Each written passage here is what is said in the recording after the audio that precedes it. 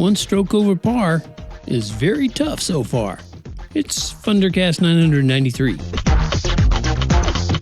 Hey there, Tony here. And I got to tell you, this time I'm very, very glad to be here. Yes, ma'am. And sir. And no, I haven't taken up golfing, so the one stroke I speak of is the kind of stroke you don't want to even get once. Not even once. But on April 17th, just last month, I had one sneak up on me and knock me down pretty hard. That one stroke put me in the ICU and rehab for 3 weeks. Now, that's one thing to read about or, watch what someone else deals with in a movie or hear somebody tell a story about relearning how to walk and do simple things like pick something up. But it's another thing entirely to actually have to do it yourself, and yet that's where I find myself now.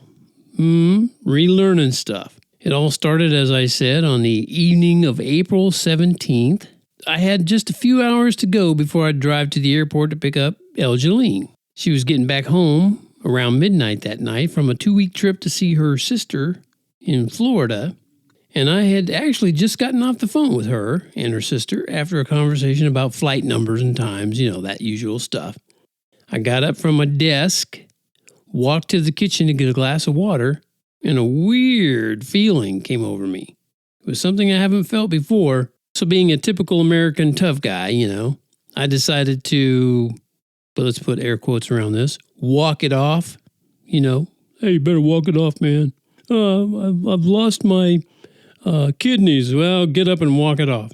You know what I'm talking about. So I started pacing back and forth from room to room to kind of see if I could walk it off. But unfortunately, the pacing didn't help. I couldn't walk it off. Matter of fact, I noticed my left leg started not responding so well, and it kind of started bumping into things. And then I started to have suspicions that something dastardly was taking place in my brain. So I started quoting the first couple of lines from Lincoln's Gettysburg Address to see if my speech was okay. It's something I do when I want to check, make sure my brain's functioning. 7 years ago, our fathers brought forth upon this continent a new nation, conceived in liberty and dedicated to the proposition that all men are created equal. Yeah, I started saying that over and over. Oddly enough, my speech was actually pretty much fine. But I tried to walk again after a couple of times of doing all that. And my left leg just refused to cooperate. It just felt like a heavy weight that I couldn't even drag. It's weird, it wouldn't move. And that was enough to get me to dial 911 and put in a call for an ambulance. And I got to say, in very short order, a couple of very nice female paramedics showed up at my door. They came inside, checked my vitals, and helped me get off the floor. I know I didn't fall to the floor. I decided I better lie down. And that was all I could get to was a little space on the floor in front of the front door. I had to go unlock it and all that stuff. And they recommended that I waste no time getting to the emergency center of a nearby hospital. And fortunately for me, the crew in the hospital very quickly diagnosed that I had experienced one stroke and that I needed to go into the ICU for quick treatment, which included a medicine that's called the clot buster. And apparently that was a good thing. A really good thing and in time and all that. Anyway, that's another story. Meanwhile, I couldn't reach Elgeline because she was on a plane.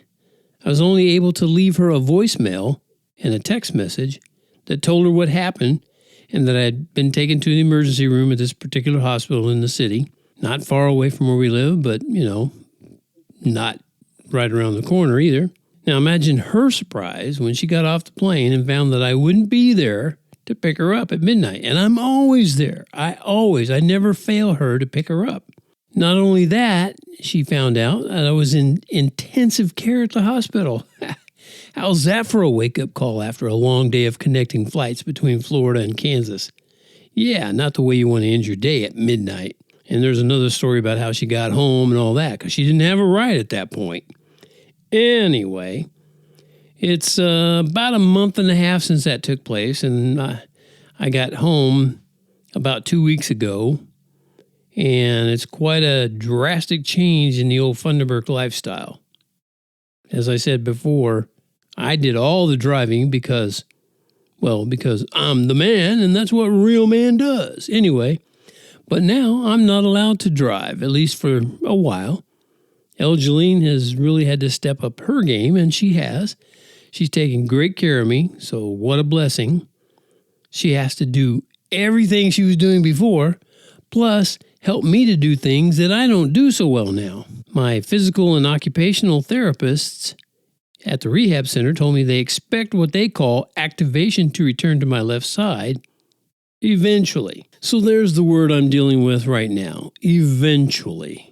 This is my first podcast episode out to people who have connected with me online and who are subscribed or listen to this channel.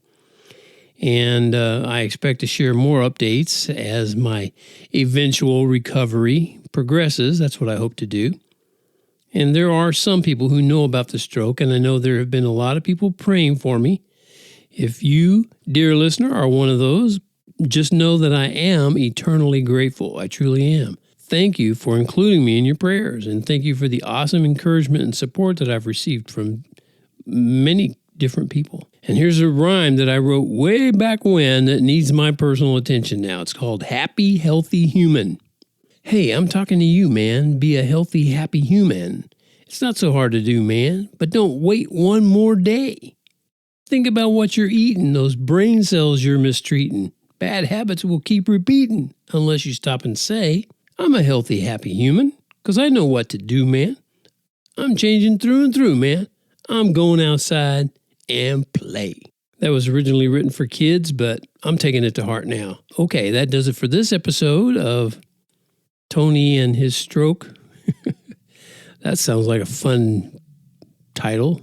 Be sure and subscribe to my Funder Flash Journal or this broadcast, the Fundercast, because the flashes of light that I share on my website then come directly to your inbox, so you can spend your valuable time reading and listening instead of searching. What a deal. And to show my sincere appreciation for your time and attention, I'll send you download links to books and music right away. And this is stuff that kids from 3 to 103 can enjoy. And until next time, I hope you continue to lean on the faith, hope, and power of God's love.